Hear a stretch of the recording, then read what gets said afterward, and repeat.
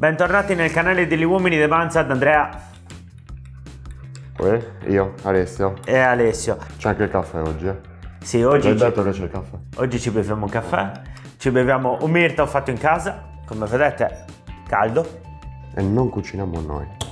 Soprattutto un mirto fatto in casa come fanno quelli seri. Sì, vabbè. Queste velate... Molto ispirato a taggarlo. Anche io lo taggo. Anzi, facciamo così. Se ci inviti, ti portiamo una bottiglia di mirto Esatto, buono lo fatto da portiamo noi. noi il mirto. Ok, dai. Siamo di nuovo ospiti di signora Elena che oggi ci prepara suvate cotto. Se non avete visto altri video di pasticceria della signora Elena, vi lasciamo il link qua sopra.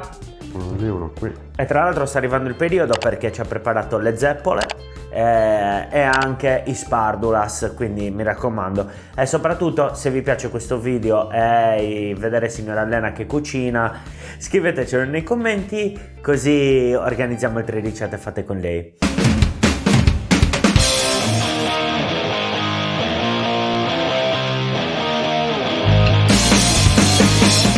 Che cos'è suvate cotto? Suvate cotto è molto simile a quello che nella nostra zona chiamiamo vanisava, che è un dolce tipico praticamente di tutta la Sardegna che ha diversi nomi, pane sapato, pani esaba, comunque ce ne sono. Quindi nell'area di Quartu, Lady Salargius, quell'area là lo chiamano vatecotto. Perché per loro su vanesame è un altro prodotto, è una sorta di pane, proprio una pagnottona, per i sardi modizzoso o spongio, quindi proprio una pagnottona in cui viene messa della sava e dell'uvetta. Proprio tutto un altro prodotto, di cui non abbiamo trovato grosse informazioni, per non dire niente. Quindi se qualcuno di voi lo conosce, magari ha dei parenti, magari signore anziane, nonne che lo fanno, ce lo racconti qua sotto nei commenti che siamo davvero molto curiosi. Se ci sono posti che ancora lo preparano, O dove si può inviateci assaggiare. qualche fotografia su Instagram, su... Esatto. Siamo veramente social. molto curiosi perché questa tipologia di dolce è un dolce che si fa in tutta la Sardegna con le modifiche. Noi abbiamo riscontrato che in quello di signora Elena manca il cacao, che dalle nostre parti si mette. Però è l'unica macro differenza. Qualcuno mette il lievito di birra, lei mette il lievito per dolci, qualcuno mette il bicarbonato. Cioè sono piccole differenze che però tutto sommato parlano dello stesso dolce. Esatto. Fatta questa breve introduzione, godetevi la ricetta preparata da signora Elena e ci vediamo dopo. Ci prepariamo tutti gli ingredienti, grattiamo la scorza delle 2 arance, prepariamoci le uova, pesiamo la farina eccetera. L'uvetta l'abbiamo messa ad ammollare dalla notte precedente, quindi la dobbiamo soltanto scolare. Imburriamo e infariniamo le forme come si farebbe per una torta normalissima. Rompiamo le uova all'interno della scivetta, uniamo il nostro zucchero e misceliamo il tutto per bene.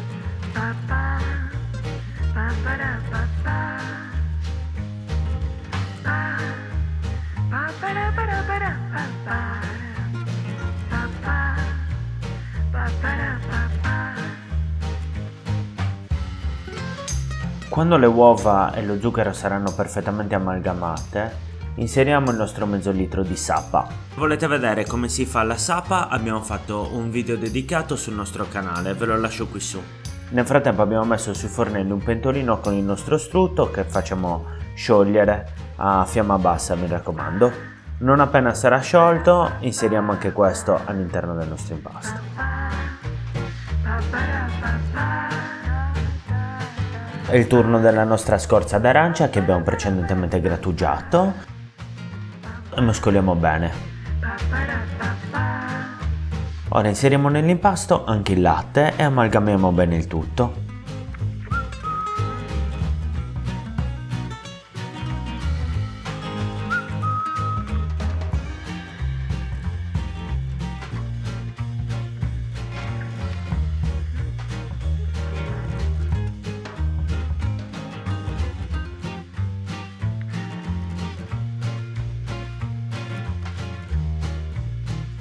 È il turno di unire all'impasto i nostri aromi. Iniziamo dalla cannella, poi la saporita,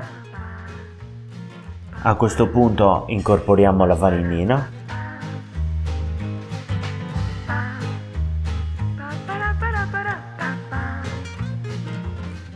e ora il nostro lievito per dolci.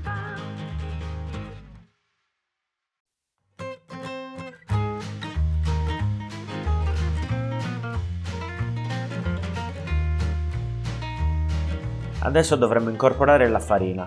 Questo va fatto gettandola in più volte, quindi poco per volta, miscelando bene per evitare che si formino dei grumi. Nel momento in cui l'impasto diventerà un po' più duro, aiutatevi con 2 mani e continuate a mescolare bene. Deve diventare omogeneo e liscio.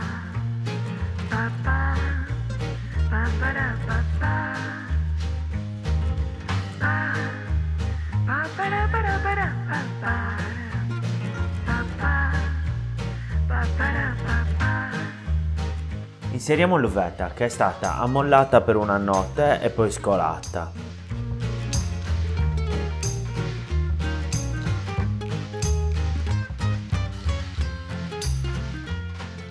Aggiungiamo i canditi, questi sono opzionali, se vi piacciono metteteli, se non vi piacciono no.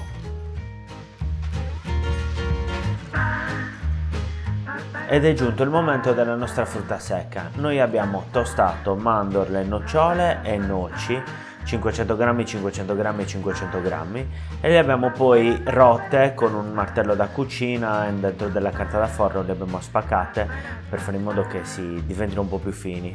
Mescolate bene il tutto.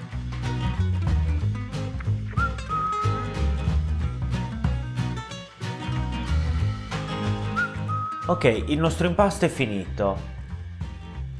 Ora avviciniamoci le forme che abbiamo precedentemente imburrato e infarinato e le riempiamo col nostro impasto fino a più o meno 2/3 della misura, perché tenete conto che è un impasto che lieviterà e quindi crescerà in forno e andrà a colmare completamente la vostra forma.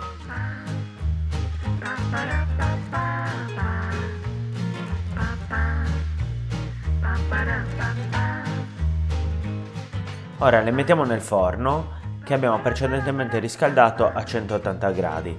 La cottura avverrà in 2 fasi. Sarà un'ora totale e faremo i primi 40 minuti a 180 gradi, dopodiché abbasseremo la temperatura a 160 e li faremo fare i restanti 20 minuti. Comunque ogni forno è diverso, provate il vostro forno, fate dei tentativi. Soltanto un momento, mi raccomando, se ancora non l'avete fatto, iscrivetevi al canale. Se non niente mirto. Esatto, se non niente mirto. Tra l'altro la ricetta del mirto arriverà, sta arrivando il periodo. Quindi, se non volete perdervi altri contenuti così, è la ricetta del mirto che sta arrivando. E se ve la perdete gli uccelli sono volati. Iscrivetevi al canale e lasciate un bel like. Reiniziamo con la ricetta. Per vedere se i nostri dolci sono cotti, dobbiamo fare lo stesso controllo che faremo con una torta, quindi inseriamo uno stuzzicadenti al centro e togliendolo, se rimane pulito è pronta, se invece è sporco di impasto vuol dire che è crudo all'interno. Una volta che fate cotto saranno tiepidi, li possiamo togliere dalla loro forma, dal loro stampo e metterli su una teglia, così finiscono di raffreddare, perché li dovremo fare la guarnizione finale, quindi dovranno essere completamente freddi. Ora che sono completamente freddi, possiamo spennellarli esternamente con la restante saba fino a inzupparli per bene, quindi tutti i lati, sotto e sopra, e li riposizioniamo sulla teglia.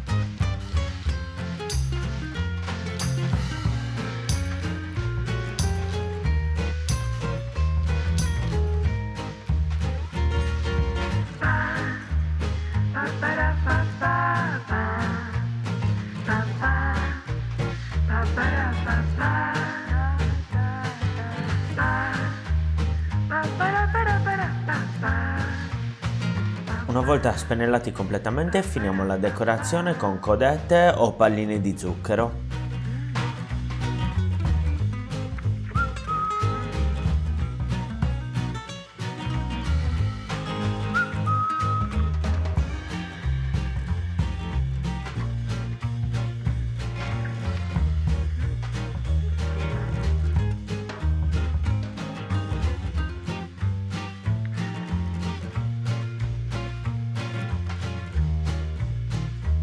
Questo dolce accompagna le famiglie sarde da tutti i santi, dove vengono tradizionalmente preparati per tutto il periodo natalizio fino alla Befana e oltre.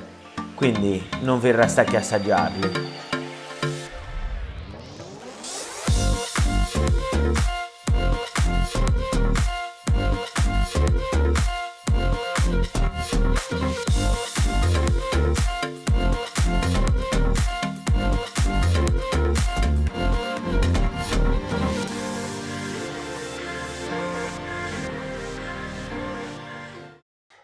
Quella ricetta era... Ubriaco verde, lo so. Grazie di aver guardato, mi raccomando. Vi è piaciuto, non vi è piaciuto? Fatecelo sapere. C'è com'è che si dice? Una righettina qui sotto. Se dalle vostre parti si fa diversamente, scrivetelo sui commenti. Fateci sapere se sapete qualcosa di quel pane di cui vi abbiamo parlato prima. Scrivetelo sui commenti, mi raccomando, like e ci vediamo la settimana prossima con un nuovo video. I want you.